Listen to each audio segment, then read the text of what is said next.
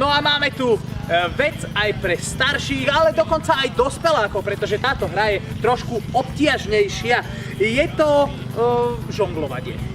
Viete žonglovať? Ak nie, my vám tu teraz ukážeme, ako to vyzerá. Žonglovanie s 3 loptičkami. No, vyzerá to ľahko, ale nie je to vôbec jednoduché. No a ja ti teraz ukážem, ako sa žongluje. Ten postup, ako by si sa to mal naučiť, ako sa naučíte jednoducho žonglovať, ale pravda, že musíte trénovať a cvičiť. Najprv jedna lopta. Zober si jednu loptu a ideme. Veľmi jednoduché, hádžeme si loptu z ruky do ruky. Dobre, teraz prihodíme 2 ruky, 2 lopty.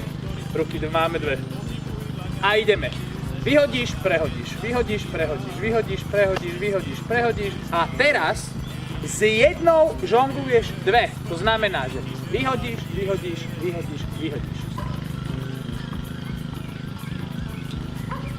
No a potom už len žonglovanie s 3 loptičkami vyzerá podobne.